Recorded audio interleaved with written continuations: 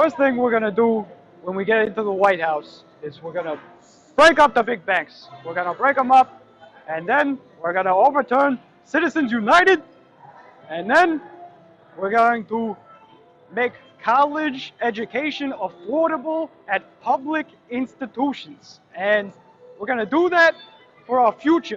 I want others to make a good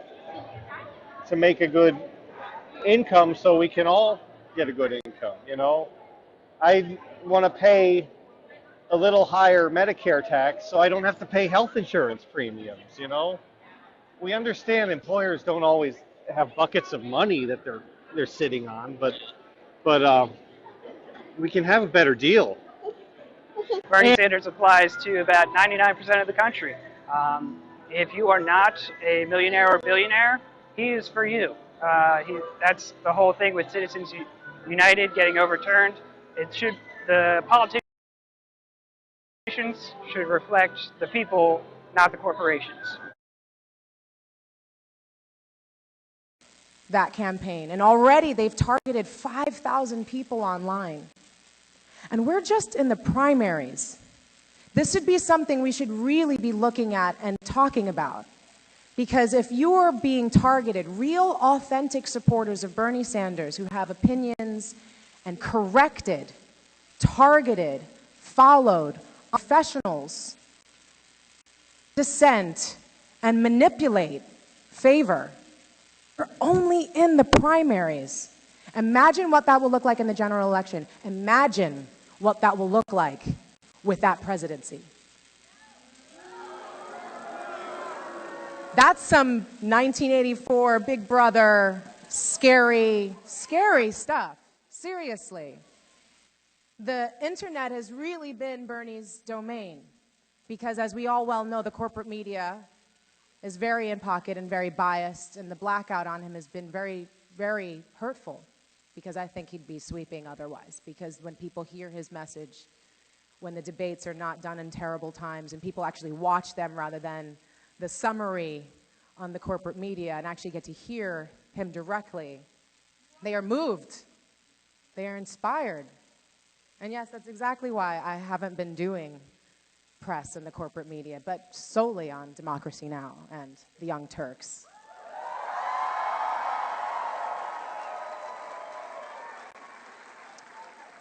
And I gotta say, when I got arrested for Democracy Spring,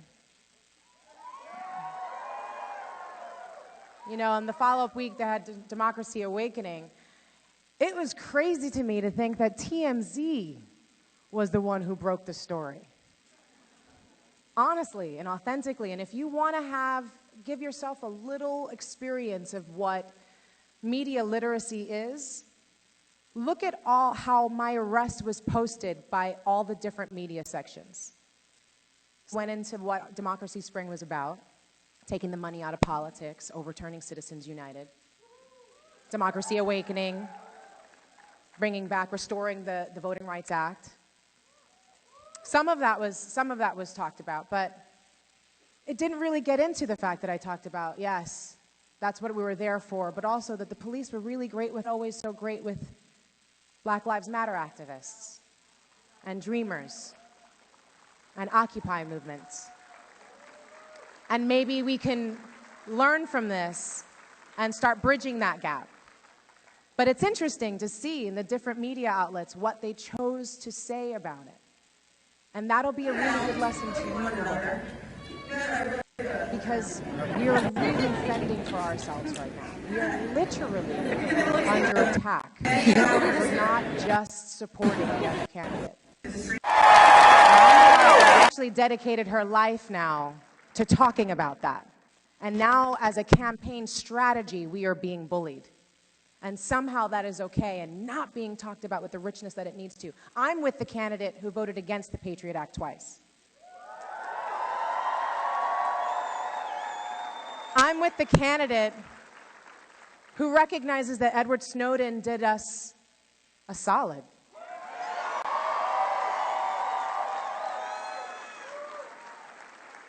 I'm with the candidate who I don't fear net neutrality for. I'm with the candidate who understands that we actually save money by all of us having health care. We save money by all of us getting an education.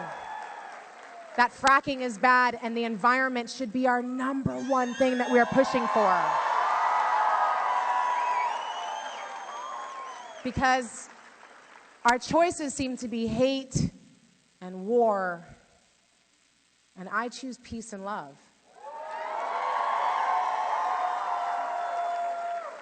Because I get to, and I'm so thankful that you are here to help us show the world that we care about this and that we are fighting for it, because it truly is a future to believe in.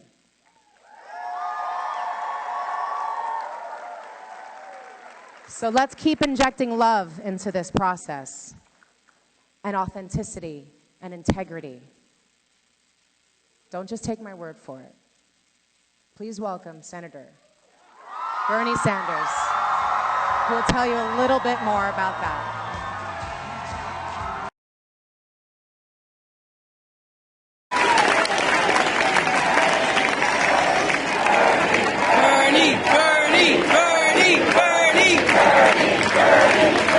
Wilmington. Whoa. Thank you.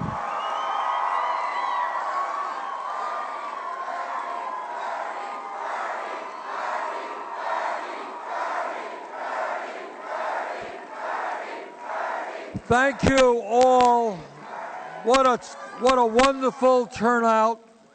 And thank you so much for being here this afternoon. Let me thank Adam Wilson Conrad and Representative Kim Williams and Rebecca Faye Powers. And let me thank Rosario Dawson. I think, as most of you know, Rosario is a great American actress, but she is more than a great actress. She has devoted a significant part of her life to making sure that we end racism, that we end all forms of discrimination in this country. And she stood up and fought for people who often don't have a voice. So I thank Rosario for all that she's done and for her role on this campaign. Let me begin by quoting to you some words of a guy that many of you know of and some of you know personally, and that is the Vice President of the United States. Joe Biden was just quoted the other day in the New York Times, and this is roughly what the quote says. It says that he remains neutral in the battle between Bernie Sanders and Hillary Clinton, but not between their campaign styles. He'll take Mr. Sanders's aspirational approach over Mrs. Clinton's caution any day.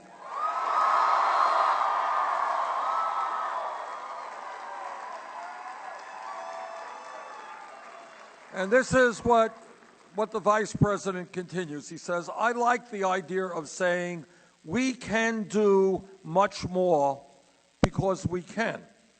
And then he says, I don't think any Democrats ever won saying we can't think that big, we ought to really downsize here because it's not realistic.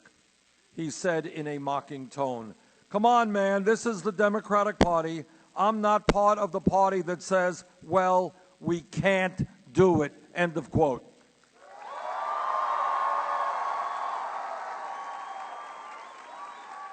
What Joe Biden is saying is exactly what this campaign is about. It is asking the hard questions of why not? Why not?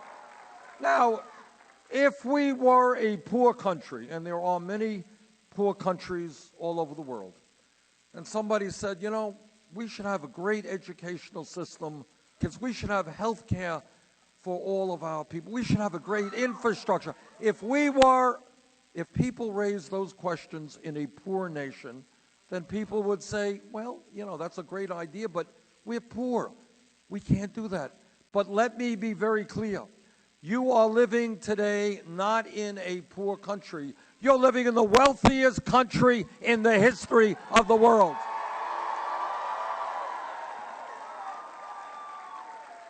So we have a right to ask and a right to demand that this country and our government work for all of us and not just the 1%.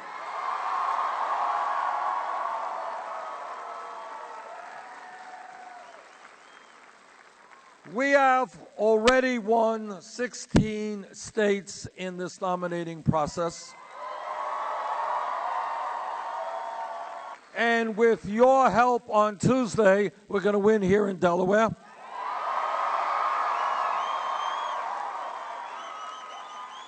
We started this campaign at 3% in the polls, 60 points behind Secretary Clinton. In the last week or two, there have been national polls having us in the lead.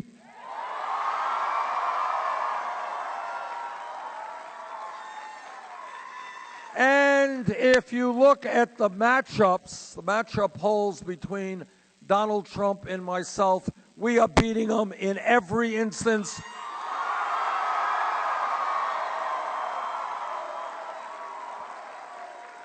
And almost always by larger margins than Secretary Clinton.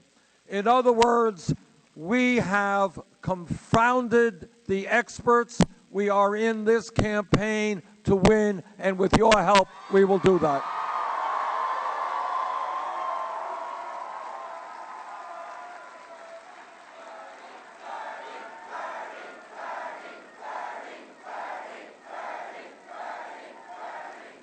To pick up on Joe Biden's point, what this campaign is asking people is to think outside of the box, outside of the status quo. Don't accept what the media tells you in terms of the options that we have. We can think much bigger. We can create the kind of nation we know the United States can become.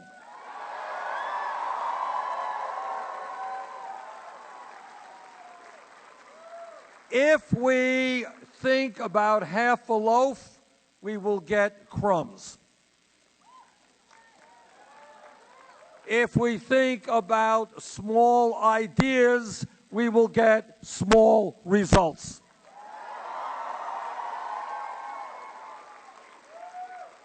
Now, this campaign is creating the energy and the excitement that it is because we are doing something very unusual in contemporary American politics.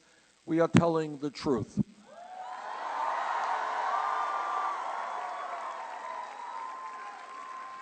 The truth is not always pleasant, and it's not always something we want to hear, but whether it is in our own personal lives or our political lives, our nation's life, we have got to confront the reality, not sweep it under the rug, if we, in fact, want to go forward effectively.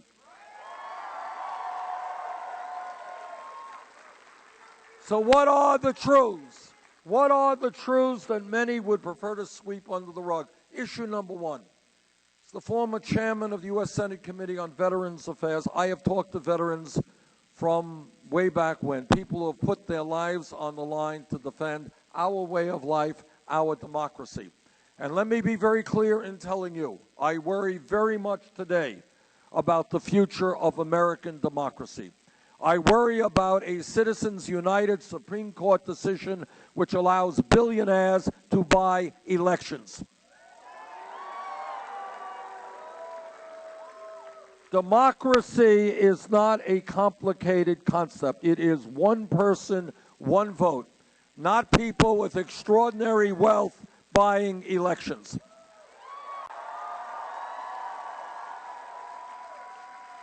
We will never effectively address the crises that we face when we have a Congress that is beholden to wealthy campaign contributors, and we will never address that issue unless we overturn this disastrous Citizens United Supreme Court decision.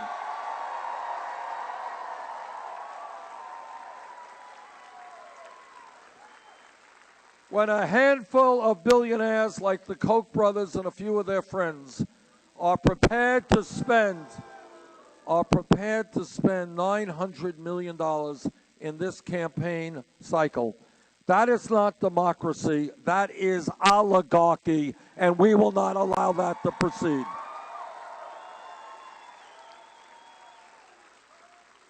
I want this country to have a vibrant democracy. I want us to have one of the highest voter turnout rates in the world, not one of the lowest. I want the people in this room, in this state, in this country, who want to be involved in the political process, whether you're progressive, conservative, moderate. I want you to be able to run for office without begging wealthy people for campaign contributions.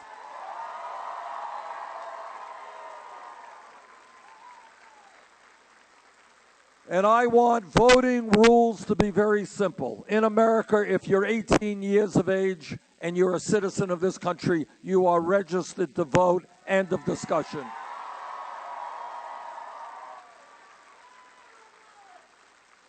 So, goal number one, we need a vibrant democracy where the voices of all of our people shape the future of this country, not a oligarchic form of society where billionaires buy elections.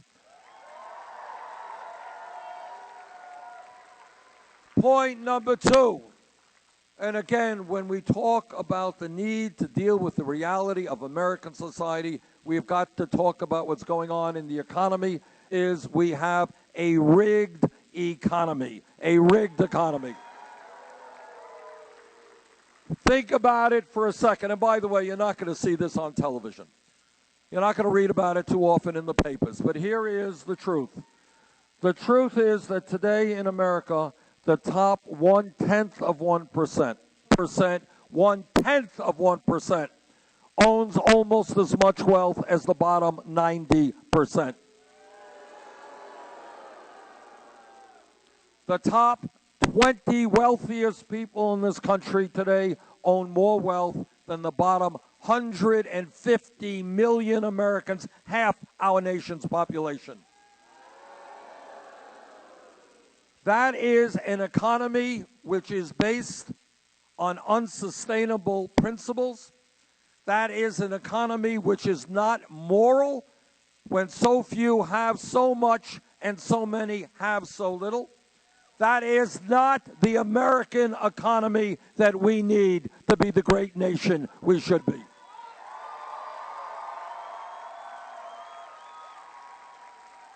And let me tell you how the rigged economy works, because it's not just a grotesque level of income and wealth inequality. Here's how it works. We have the wealthiest family in America is the Walton family, who owns Walmart. Okay, they own more wealth than the bottom 40% of the American people, one family. That's pretty bad. But you know what's even worse? You got it exactly right. It's exactly what I was going to say. The gentleman up front said, they don't pay their workers wages that their workers can live on. So here you have it. Think about it for a moment. Wealthiest family in America, more wealth than the bottom 40%, yet they pay wages to their employees that are so low that many of their workers are forced to go on food stamps and Medicaid. And who is paying? This is the rigged economy. Who is paying taxes to provide the food stamps and the Medicaid? You are. So, on behalf of the Walton family, I want to thank you very much. You're really nice guys. They appreciate it. You know, they're only worth tens of billions of dollars, and they do appreciate your subsidizing their business.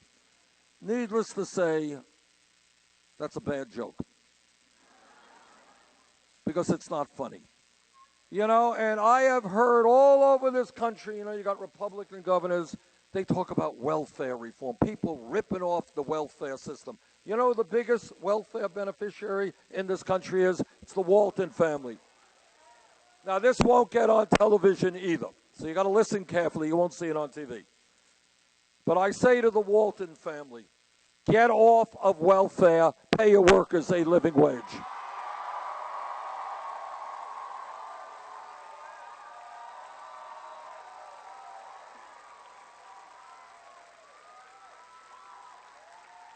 But the rigged economy is not just the grotesque level of wealth inequality, which, by the way, is worse today in America than at any time since 1928, just before the Great Depression. But here's what else is going on, and this is why we have got to think outside of the box, to do what Joe Biden says, be aspirational, think big. How does it happen? I want you all to think about this. You all know that there has been an explosion of technology in the last 20 or 30 years. And that means that worker productivity has significantly increased.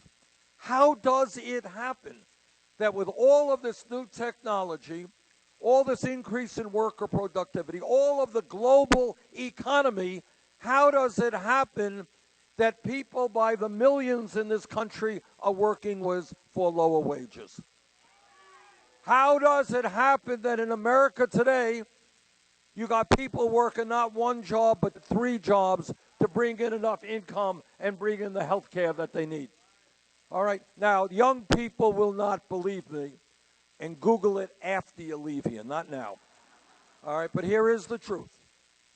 40 years ago, one breadwinner in a family could earn enough money to take care of all of the family. One worker. Today, you don't know any families where mom is not working, dad's not working, the kids are not working. We work the longest hours of any people in the industrialized world. You know that? We work, the Japanese are very hard-working people. We work longer hours per year than do the Japanese. And yet at the end of all that, listen to this. Mom's working, dad's working, the kids working, people working crazy hours. 58% of all new income generated today goes to the top 1%. In fact, the wealthy are doing phenomenally well.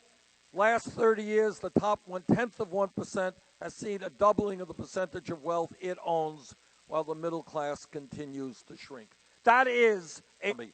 And our job is to do an economy, to create an economy that works for the children, that works for the elderly, that works for the working families, not an economy that just works for the 1%.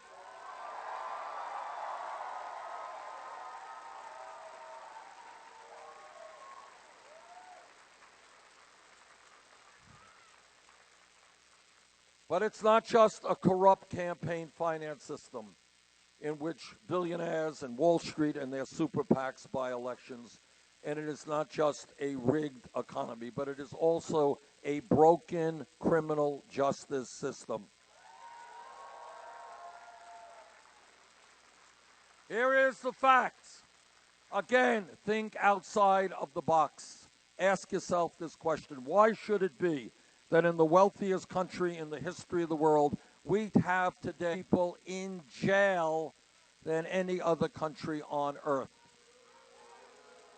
We are locking up 2.2 million people and spending $80 billion a year to lock them up. Millions of lives being destroyed. Now, I've been all over this country, and I have been in communities where the unemployment rate for young kids is 30, 40, 50%. Young kids who've graduated high school want to get their feet on the ground and want to become adults and make some money and have some independence. But you can't do that if you cannot find a job. So what I will propose, if elected president, is to invest in jobs and education for our kids, not jails or incarceration.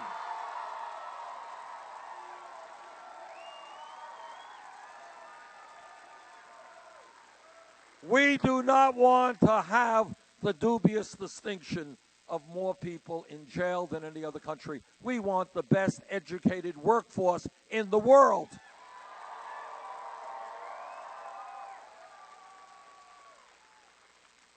And when we talk about criminal justice, we have got to make certain that our local police departments are demilitarized, do not look like occupying armies.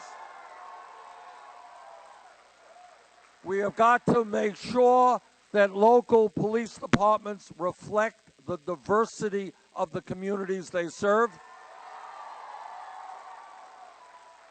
I was a mayor in Burlington, Vermont for 8 years. I worked closely with my police department, work with police departments all over the country. Most police officers, the overwhelming majority, hardworking, honest people doing a very difficult job. But, like any other public official, when a police officer breaks the law, that officer must be held accountable.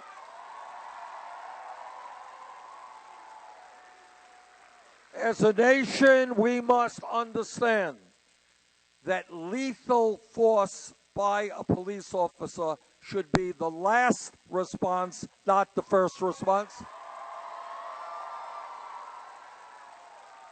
We have got to end private corporate ownership of jails and detention centers.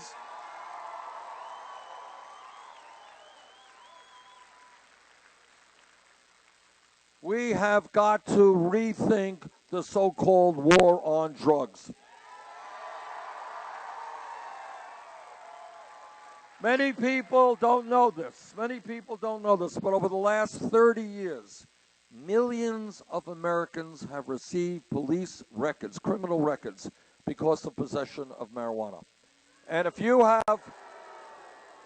have a police record and you go in and you look for a job, it may be hard to get that job. Right now, under the Federal Controlled Substance Act, marijuana is listed at the highest level as a Schedule I drug. I have introduced legislation to take marijuana out of the Federal Controlled Substance Act.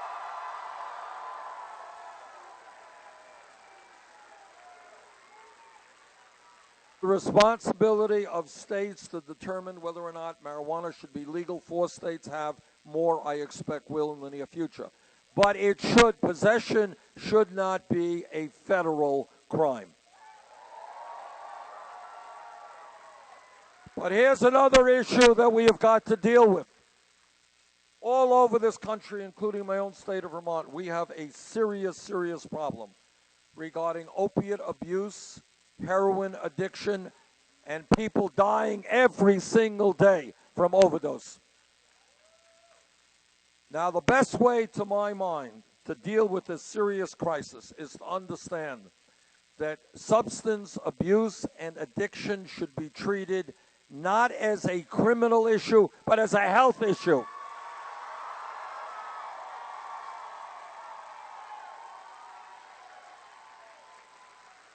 All over this country, and I can tell you as a senator because I get these calls in my office and other senators get the same calls. Families are in trouble. People are worried about whether or not a member of their family can get off of heroin, get off of the opiates, suicide. They're worried about a family member going out and doing something really crazy. We need a revolution in mental health treatment in this country.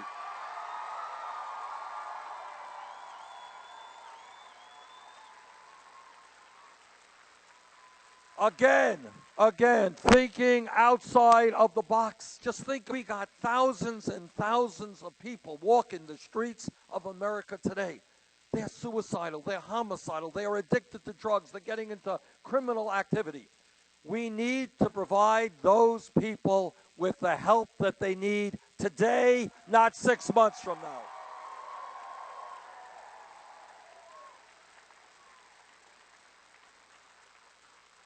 Let me say a few words about the differences that exist between Secretary Clinton and myself on some of the important issues facing our country.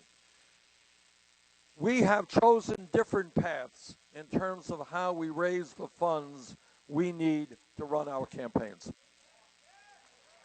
When I began this campaign almost a year ago, we had to make a very simple but important choice. Do we do in our campaign what every other campaign is doing and establish a super PAC? We agreed with you.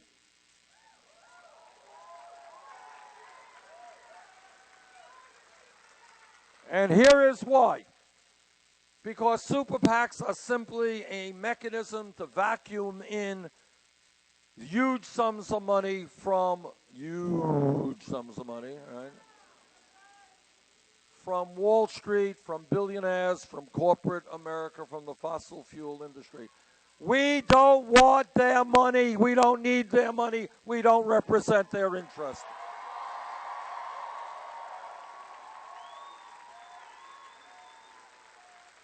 So we chose another way, unprecedented, and that is to say to the middle class, if you want a campaign that will stand with you, that will take on the powerful and greedy special interest in this country, we need your help.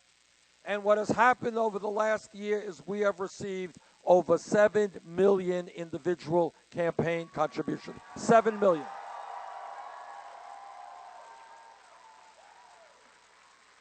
Anybody know what the average contribution is? $27.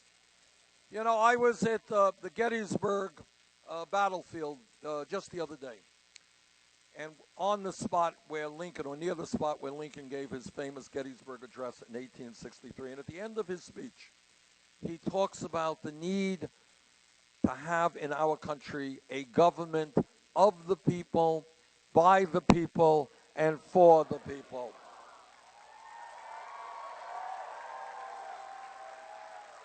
And that is exactly what we are trying to do in this campaign. And when you raise money from millions of people at $27 a clip, that is a campaign of the people.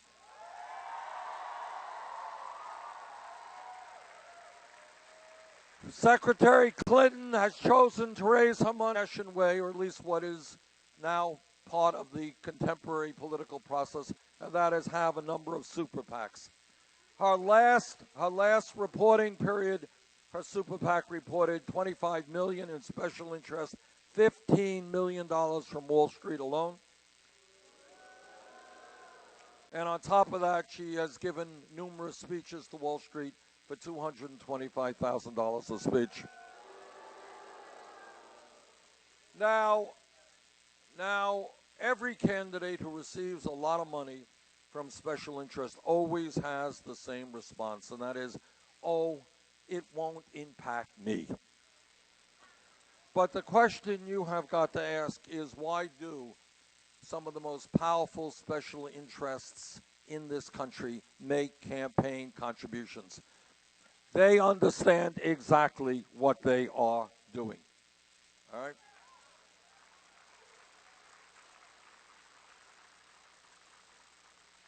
Now, our differences are not just in how we raise money. Our differences are in foreign policy. In 2002, there was a debate in Congress which dealt with the most important foreign policy issue in the modern history of America, and that was the war in Iraq. I listened very closely to what George W. Bush and Dick Cheney and all the rest had to say, and I ended up not believing a word they were saying.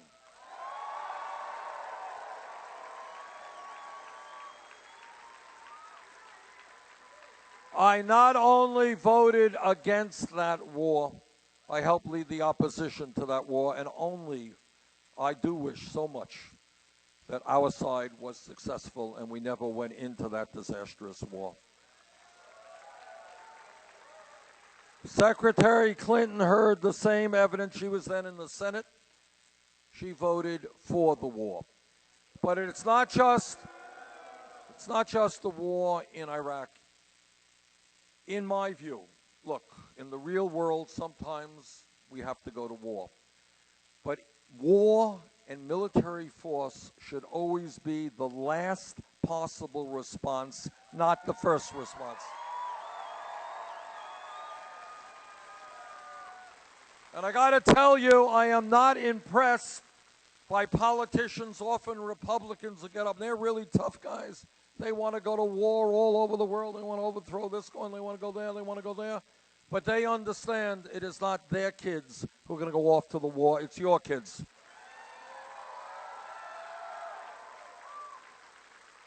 And one of the differences that Secretary Clinton and I have, belief that, yes, it is easy to overthrow some of these terrible dictators.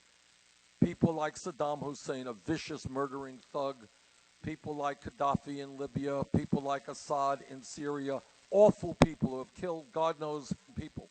But it is not enough to be overthrowing tyrants. It is to be understanding what happens the day after you overthrow that tyrant. And what we have seen throughout history, what we have seen over the last many, many, many decades, is you overthrow somebody and you have unintended consequences. Instability, more people die. So yes, our goal should be to help bring democracy all over the world. But before we go about overthrowing people, we should understand fully the consequences of what we do. Regime change often has unintended consequences. Here is another area that Secretary Clinton and I disagreed on. It is not a sexy area. Media doesn't talk about it at all, which that it's a very important issue. And that is our disastrous trade policies. All right? Again, not a sexy issue, but here's what it's about. For the young people, I will tell you something, and you could Google this as well. There was once upon a time when you could go shopping in the United States of America. I know you don't believe me, but this is true. You could buy products manufactured in the United States of America, not in China. That's true. But what happened over the last 40 or so years is corporations have decided that they do not want to pay workers in Delaware or Vermont or any place else a living wage. Why would you want to pay somebody 20, 25 bucks an hour when you could shut down here, throw those workers out on the street, go to Mexico, go to China, go to Vietnam, pay people very low wages, and then bring your product back into this country? That is the entire basis of our trade policies, NAFTA, CAFTA, permanent normal trade relations with China. The whole goal is to shut down plants in America, pay people low wages abroad, bring your profits back here, and make billions in profit. I tell corporate America today, here's a heads up, guys. If I'm elected president, we are going to change those policies.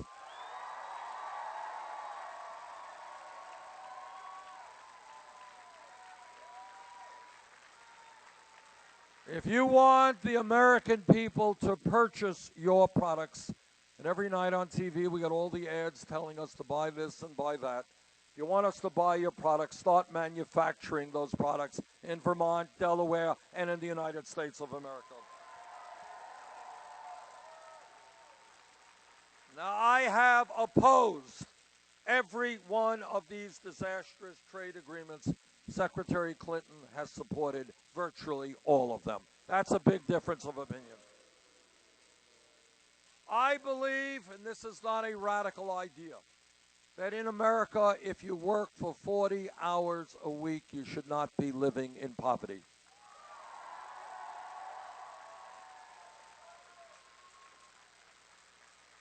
And you can do the arithmetic as well as I do. And that is, if you're making $7.25 an hour, if you're making $8, $10 an hour, you are living in poverty. And that is why I disagree with Secretary Clinton. She wants to raise the minimum wage. That's good. But she wants to raise it to $12 an hour. Not enough. We need $15 an hour.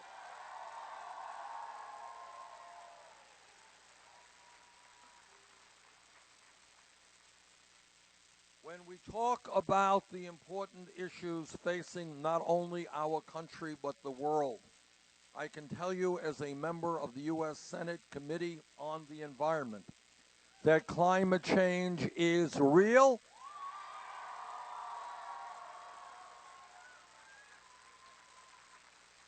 That climate change is caused by human activity. And let me also tell you what many of you know. Climate change is already doing devastating harm in our country and around the world today. And what the scientists tell us, and they are virtually unanimous in telling us this, is that if we do not get our act together in the next few years, by the end of this century, the planet Earth will be 5 to 10 degrees Fahrenheit warmer. That is unbelievable.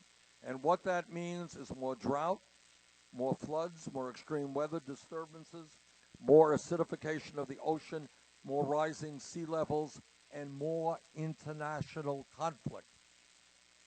There will be international conflict because people will be fighting over water. They will be fighting over land to grow their crops. And that is why we have a moral responsibility to do everything possible to leave this planet in a way that is healthy and habitable for our children and our grandchildren.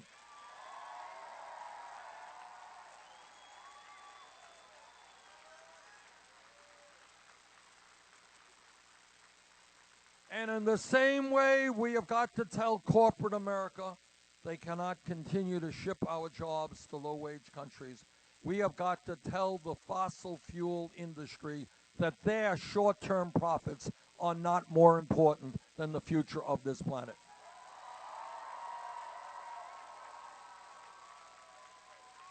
And what that means is the United States has got to lead the world, working with China, Russia, India, other countries, in transforming our energy system away from fossil fuel to energy efficiency and sustainable energy. We can save unbelievable amounts of energy by weatherizing and making more efficient our homes and our buildings. We can create a rail system and a mass transit system that gets cars off of the roads. And we can and must invest heavily in sustainable energies like wind, solar, geothermal, and other technologies.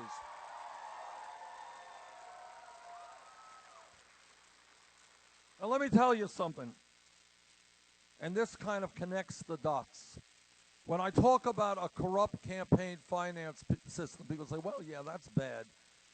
But what you have to understand is that corrupt campaign finance system impacts every aspect of our lives.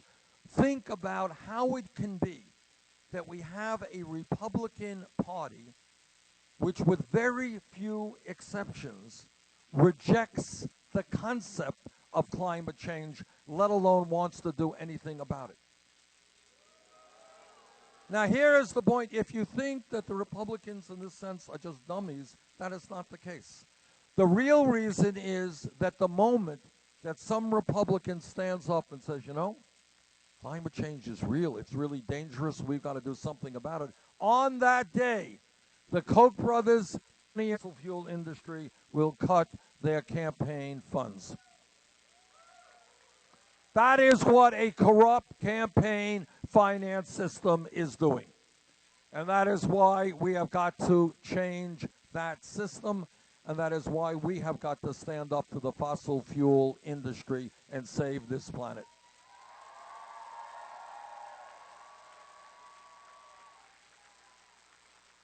Now, I believe, along with the scientists, that this is a global crisis, and we have got to be bold. And I'm proud to tell you that I've introduced the most comprehensive climate change legislation in the history of the U.S. Senate. And among other things, what it does do is imposes a tax on carbon. And that is exactly what we need. That is not Secretary Clinton's position. It should be her position, but it is not. We need to be bold if we are going to transform our energy system. I want to say one other area, talk about one other area of differences. You know, a great nation is morally judged not by how many millionaires it has and not by how many nuclear weapons it has. It is judged by how it treats the weakest and most vulnerable amongst us.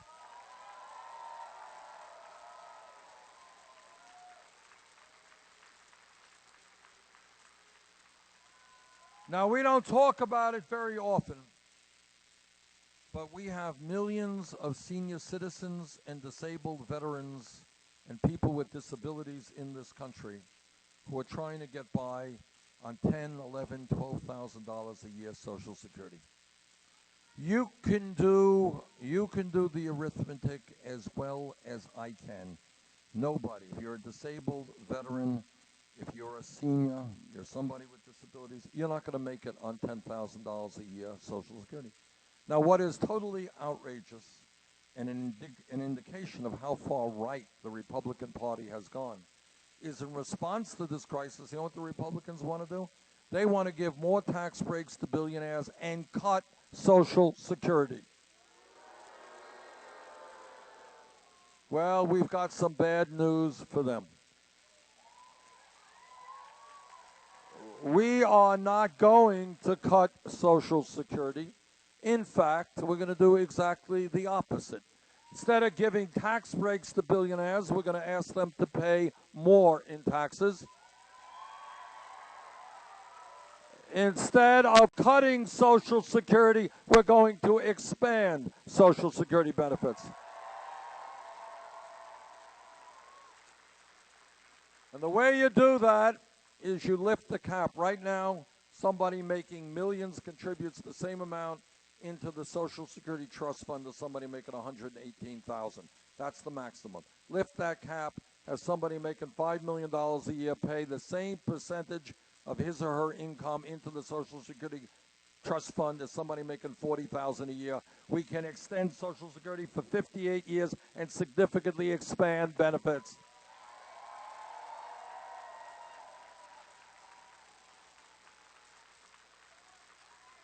Throughout this campaign, I have asked Secretary Clinton to join me, lift the cap, expand Social Security benefits for the elderly and disabled veterans. I am still waiting for a clear answer. This campaign is doing as well as it is creating the energy and the excitement that it is, because it is listening to the American people, not just wealthy campaign contributors.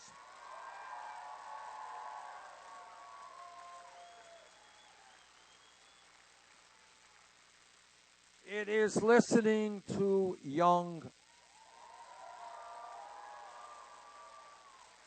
Now, again, I'd like you to think outside of the box for a second. Young people throughout their entire lives were told by their parents, their teachers, by society, go out, study hard, get the best education that you can. That's where the good jobs are, and that's what your life is about, to get as much education as you can. And millions of young people did exactly that. But then they have suddenly found themselves $30,000, $50,000, $70,000 in debt. Frankly, that's nuts. Think about it for a second. Why are we punishing millions of people for doing the right thing and getting the education they need?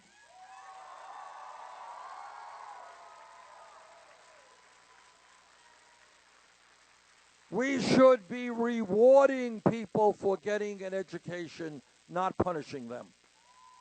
All over this country. Let me ask you a question right here. How many people here are dealing with student debt?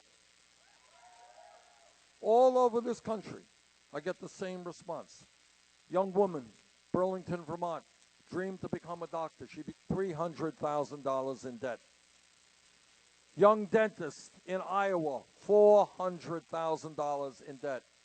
Guy in Nevada took out his student loan 25 years ago. He's more in debt today than he was when he took it out. People paying off that debt decade after decade. Talk to a woman in New Hampshire. She's paying her own student debt, and then she's paying her daughter's student debt as well. All right? That is crazy stuff. And therefore, we've got to do a few very commonsensical things. Number one, we all understand that a college degree today, in many ways, is the equivalent of what a high school degree was 50 years ago. 50 years ago, somebody had a high school degree. They can go out, get a pretty good job, make it into the middle class. The world has changed. Our economy has changed. Technology has changed. People need education. Therefore, today, when we think about public education, not good enough just to be talking about first grade through 12th grade. We need to be making public colleges and universities tuition free.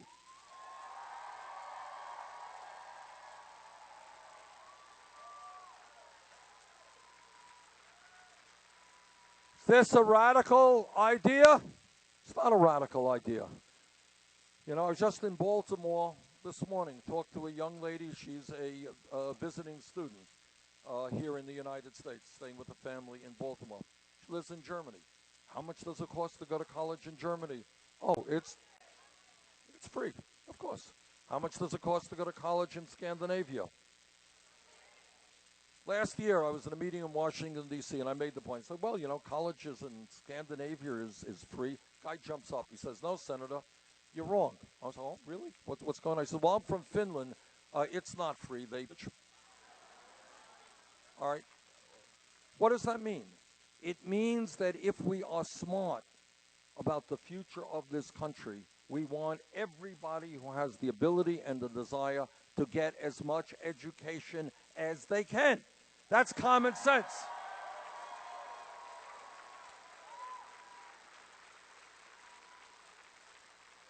We want to encourage young people to get an education, not discourage them.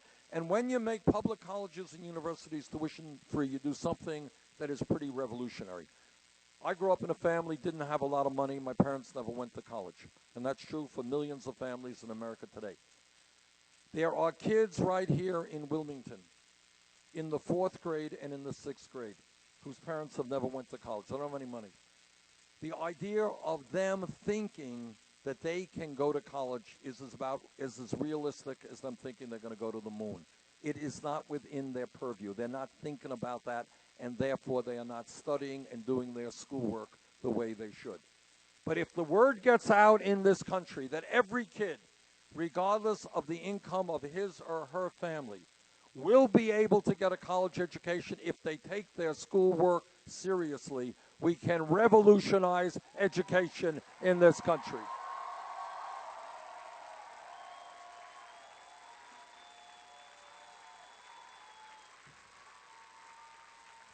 So it's not only making public colleges and universities tuition free, it's not only dealing with our dysfunctional child care system.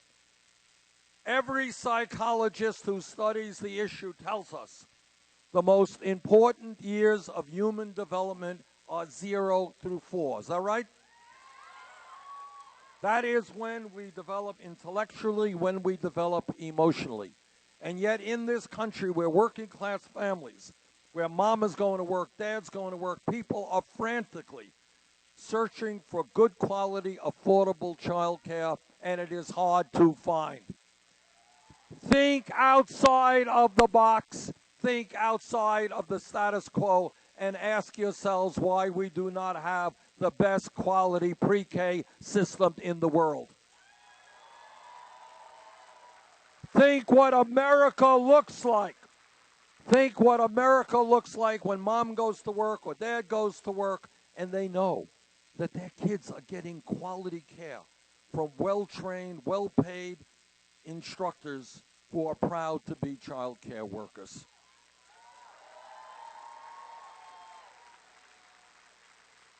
And think of what happens when we don't do that, when kids get into the 1st grade unprepared intellectually or emotionally. This is called changing our national priorities. This is called investing in our people rather than in corporate America or Wall Street.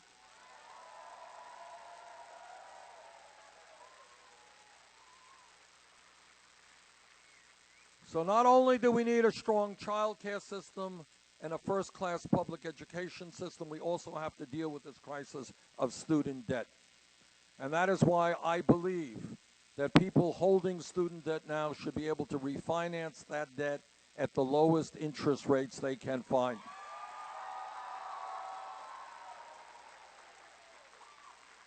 Now, there is nothing radical about what I am saying. Vast majority of the American people agree with what we are talking about right now. But our critics come back. And this gets back to Joe Biden and aspirational. Critics come back. And they say, well, Bernie, you're a nice guy. You want to provide free tuition at public colleges and universities. You want to lower student debt. You want to create a first-class child care system in America. Great ideas, Bernie. How are you going to pay for them? I will tell you how we're going to pay for them.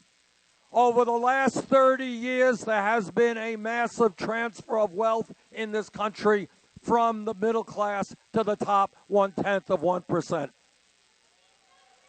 We are going to transfer that money back into the hands of the middle class.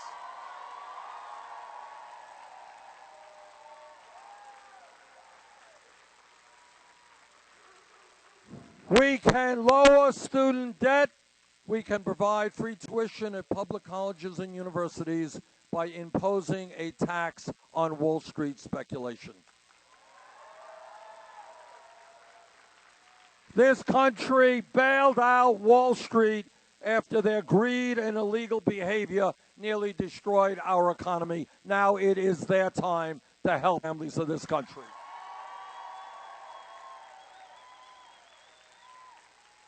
This is not a radical idea. And like many other ideas, we don't go forward unless we are prepared to think big. To say that everybody in the United States of America who has the qualifications and the ability should be able to get a higher education is not a radical idea. It is a common sense American idea that will make this country stronger.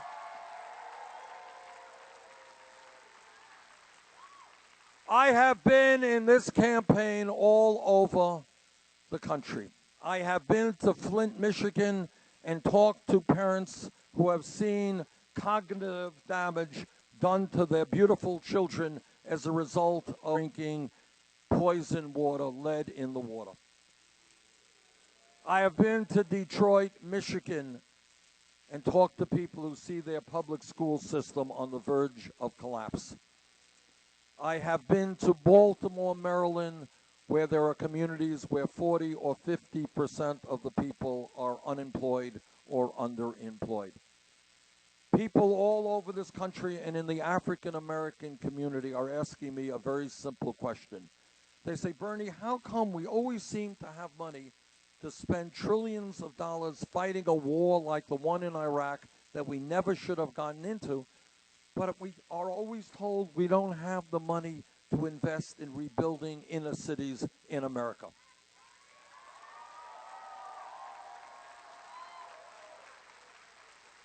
And you know what?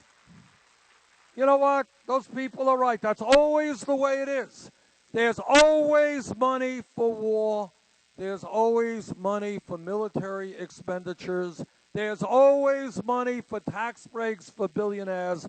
But somehow there is not enough money to rebuild inner cities or to pay attention to the people in this country who are hurting the most. Well, you know what? We're going to change that dynamic.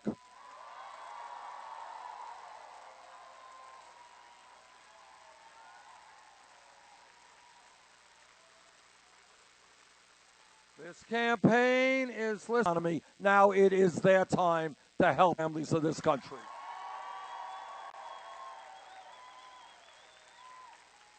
This is not a radical idea. And like many other ideas, we don't go forward unless we are prepared to think big.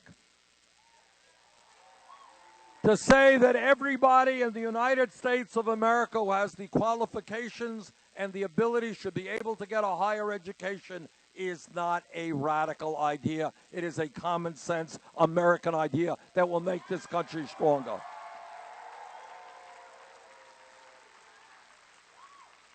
I have been in this campaign all over the country. I have been to Flint, Michigan, and talked to parents who have seen cognitive damage done to their beautiful children as a result of drinking poison water, lead in the water.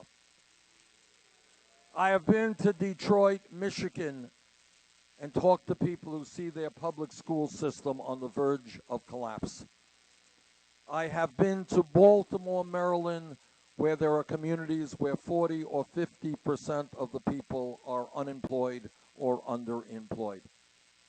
People all over this country and in the African American community are asking me a very simple question. They say, Bernie, how come we always seem to have money to spend trillions of dollars fighting a war like the one in Iraq that we never should have gotten into, but we are always told we don't have the money to invest in rebuilding inner cities in America?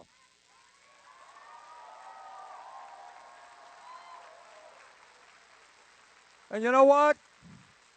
You know what? Those people are right. That's always the way it is. There's always money for war. There's always money for military expenditures. There's always money for tax breaks for billionaires. But somehow there is not enough money to rebuild inner cities or to pay attention to the people in this country who are hurting the most. Well, you know what? We're going to change that dynamic.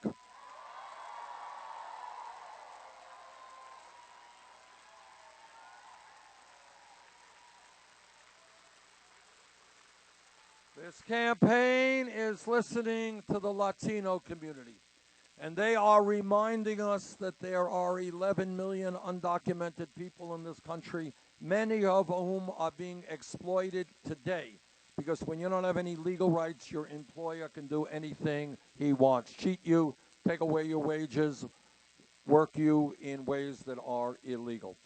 And that is why I believe we need to pass comprehensive immigration reform and a path toward citizenship.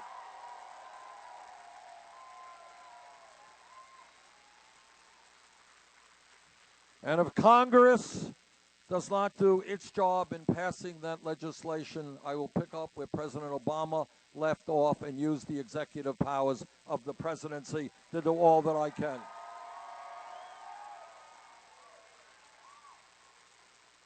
This campaign is listening to some people whose voices and pain are almost never heard, and that is people in the Native American communities of this country. I don't have to tell anybody here that from before, when this country became a country, when the first settlers came over here, the Native American people were lied to, they were cheated, and treaties negotiated were broken. I don't have to tell you also that we owe the Native American people more than we can ever repay.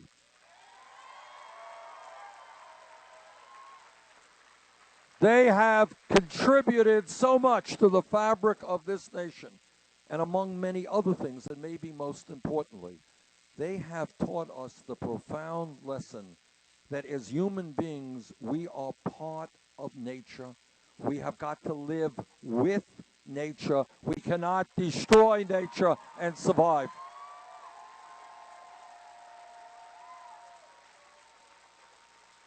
And yet, if you go to reservations around this country, if you go to many Native American communities, what you find is unbelievably high levels of poverty, of unemployment. You find young people committing suicide at horrific rates.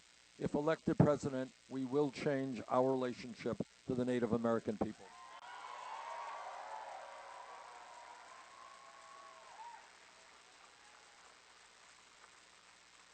If we think big and not small, we ask ourselves another very simple question. And that is, how does it happen that every other major country on earth, United Kingdom, France, Germany, Italy, Holland, Scandinavia, Canada, whatever, every one of those countries guarantees health care to all of their people as a right?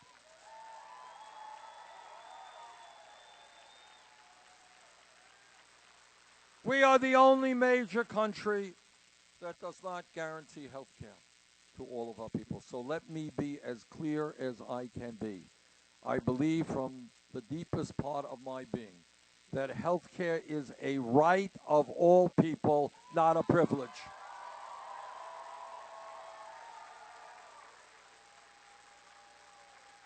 That whether you are young or old, rich or poor, you have the right to high-quality health care as a citizen of this country.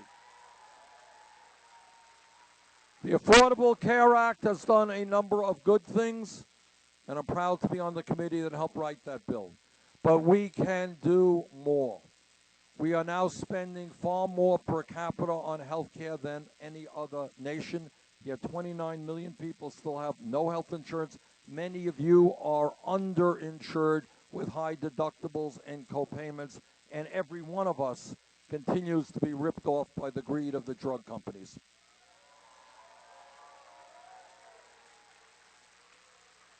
You want to hear crazy? This is crazy. Right now in America, 1 out of 5 Americans who go to the doctor and get a prescription able to fill that prescription because the medicine is too expensive. In Delaware, in Vermont, all over this country, seniors are cutting their prescription drugs, their medicine, their pills in half because they can't afford the medicine they need. And that is why, in my view, we must pass a Medicare for all health care program, guarantee health care to all of us.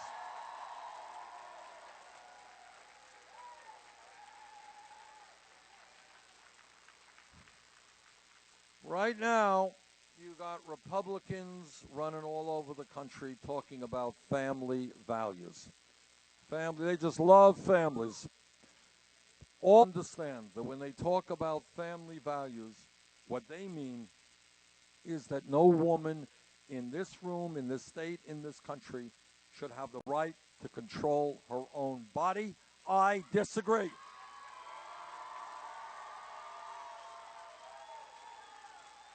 And they mean, when they talk about family values, they mean that none of our gay brothers and sisters should have the right to be married. I disagree.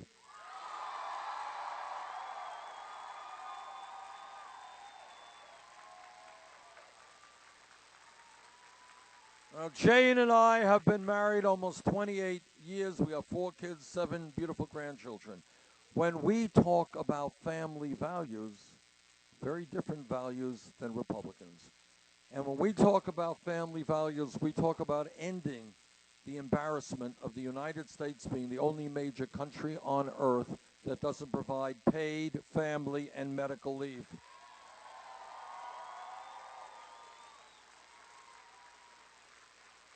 When a working class woman in this country gives birth, she should not have to be separated from that newborn baby and rush back to work in order to earn the income she needs. And that is why together we will pass paid medical and family leave.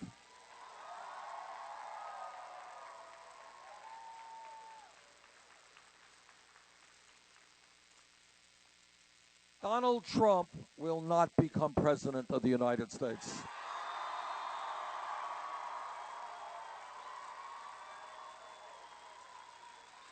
He will not become president because, among many other factors, I am 15 or 20 points ahead of him in every national poll that takes place.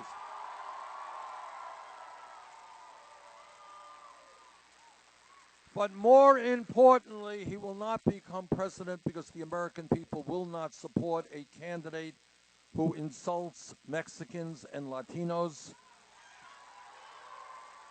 who insults Muslims, who insults women, who insults veterans, who insults African Americans.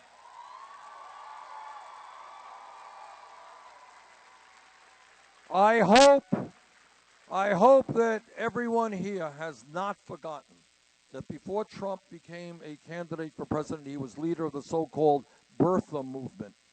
And that was a very dangerous and ugly movement designed to delegitimize the first African-American president of our country. This was not an instance where he disagreed with the president. That's fine. We all disagree with everybody, you know. This was an effort to say that Barack Obama really should not be the president of the United States. That was an ugly and vicious attack, and we will not forget that.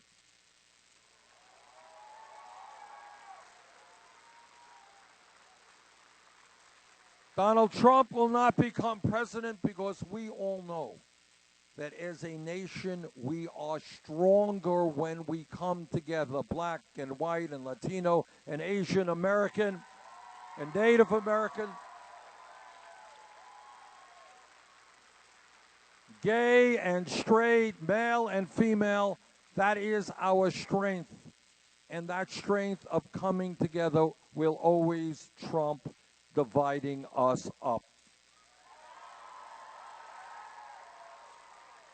And the American people will not support a Donald Trump for president because they understand that we are strong when we support each other. When my family is there in your time of need and you are there in our time of need. That's what a nation is about. That supporting each other will always trump selfishness. And perhaps most importantly, what the American people understand is what every great religion has always taught us, whether it's Christianity, Judaism, Islam, Buddhism, or whatever. And that at the end of the day, love always trumps hatred.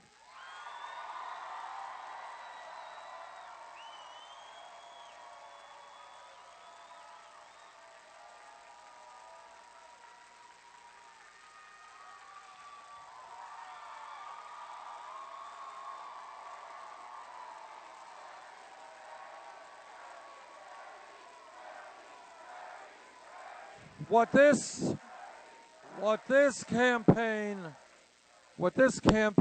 is about is not just electing a president, it is creating a political revolution.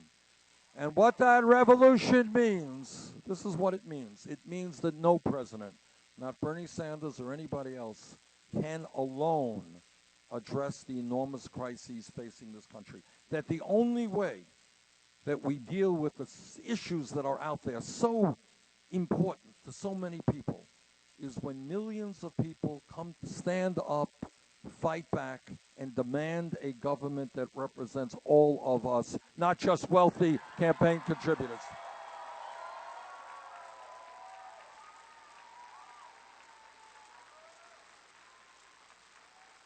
In 3 days, on Tuesday, here in Delaware, there is going to be a very, very important Democratic primary.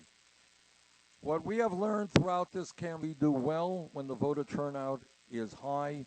We do not do well when the voter turnout is low. Let us have the highest voter turnout in Delaware history on Tuesday.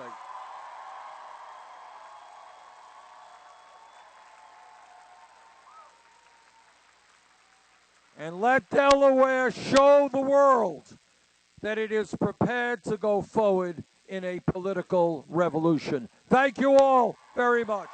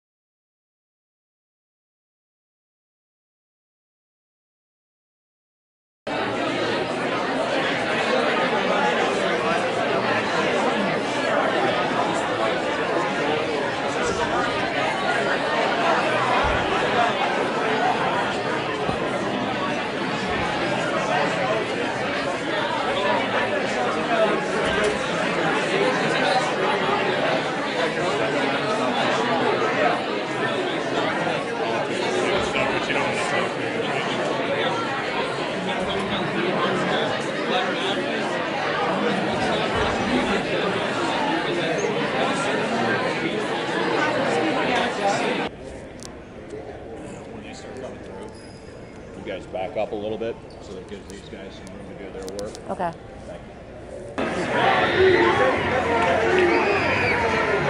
I need to get over there. I'm sorry. I'm so sorry. I won't. I'm sorry. Stop it, Bernie. Hurry up. How weird that. Hillary sucks! Hillary sucks! Right there, Hillary! You say sucks! Hillary! Hillary! Let's get out of here!